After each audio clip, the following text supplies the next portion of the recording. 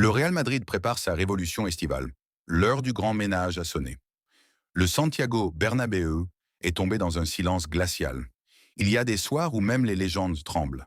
Le 16 avril 2025 restera comme l'un de ces soirs-là. Une nuit où la grandeur du Real Madrid a été mise à genoux par un Arsenal conquérant.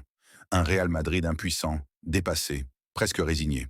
Le public madrilène, exigeant, habitué à l'excellence, a compris. Ce n'était pas une simple défaite. C'était un signal, un cri d'alerte, une sonnette qui résonne depuis trop longtemps dans le vestiaire, dans les tribunes et même dans les bureaux de Florentino Pérez. Ce Real Madrid-là est arrivé au bout de quelque chose. Et maintenant, c'est l'heure du changement.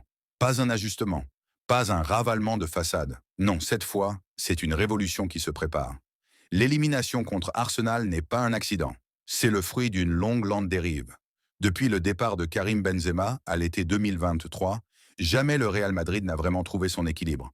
On a voulu croire à une transition douce, à un renouveau progressif. Jude Bellingham a émerveillé l'Europe durant les premiers mois. Vinicius a continué de briller par intermittence. Mais collectivement, c'était trop pauvre, trop stérile, trop fragile. La Ligue des Champions a toujours été le refuge du Real Madrid. Même dans les saisons les plus compliquées, cette compétition a servi de bouée de sauvetage, de tremplin vers l'histoire. Mais cette fois, même elle n'a pas pu cacher les limites criantes de l'effectif. Contre Arsenal, c'est toute la structure qui a explosé. Un milieu de terrain sans imagination. Une défense désorganisée, une attaque sans mordant. Carlo Ancelotti, fidèle parmi les fidèles, figure respectée et adorée, a semblé à court de solutions. Le Real Madrid ne jouait plus. Il survivait, il improvisait, il attendait un éclair. Mais cette fois, la foudre n'est pas tombée. La fin d'un cycle. Un club comme le Real Madrid ne peut pas vivre dans la nostalgie.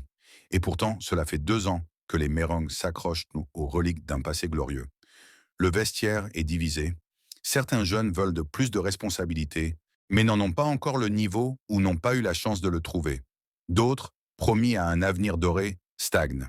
Camavinga qui semble perdu. Cette année, on le reconnaît plus. Tchouaméni, Ceballos. La promesse est là, mais l'explosion tarde. Et dans un club comme le Real Madrid, on n'attend pas. On exige, on gagne. Alors que Carlo Ancelotti semble en fin de cycle, les rumeurs enflent, et un nom fait frissonner d'excitation tout Madrid, Jürgen Klopp. L'ancien entraîneur de Liverpool, libre, est vu comme l'homme providentiel, un meneur d'hommes, un bâtisseur, un stratège capable de redonner une identité, un style, une âme à cette équipe en quête de repères. Klopp, c'est l'énergie, la passion, l'intensité, tout ce que le Real Madrid a perdu ces derniers mois. Son arrivée pourrait aussi attirer des joueurs majeurs, des profils adaptés à sa philosophie, des joueurs prêts à mourir sur le terrain pour le blason. Mais le choix de Klopp n'est pas qu'une question de tactique. C'est un signal fort, un cri de guerre. Le Real Madrid veut redevenir le roi d'Europe, et pour cela, il faut du sang neuf, le grand ménage, des départs inévitables. Pour qu'une révolution prenne vie, il faut des sacrifices. Et cette fois, personne n'est intouchable. Luka Modric, légende absolue, ne sera pas prolongé. Son départ marquera la fin d'une époque. Lucas Vazquez, autre fidèle parmi les fidèles, devrait également faire ses valises. Mais ce ne sont pas les seuls. David Alaba, en difficulté constante, pourrait être poussé vers la sortie. Ferland Mendy, trop irrégulier, est sur la liste des transferts. Eduardo Camavinga, malgré son potentiel, n'a pas convaincu. Même Aurélien Tchouaméni, pourtant recruté à prix d'or, n'est plus à l'abri d'un départ. Antonio Rudiger, cible de plusieurs clubs saoudiens, pourrait être vendu si une belle offre arrive. Il en va de même pour Brahim Diaz et peut-être même Rodrigo, dont l'inconstance agace. Ce n'est plus l'heure des sentiments, c'est l'heure du pragmatisme. Un recrutement stratégique, du lourd attendu. Le premier coup a déjà été frappé. Trent Alexander-Arnold rejoindra Madrid gratuitement après la fin de son contrat avec Liverpool.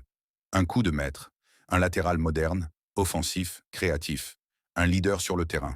Une première pierre posée sur l'édifice du renouveau, mais ce n'est que le début. En défense centrale, le nom de William Saliba revient avec insistance. Le rock d'Arsenal impressionne et son profil plaît énormément à la direction. Autre cible, Dean Huyson, jeune pépite prêté à Bournemouth par la Juventus, considéré comme l'un des futurs grands défenseurs d'Europe. Au milieu de terrain, les options sont prestigieuses. Rodri, pilier de Manchester City, est rêvé, mais difficile à arracher.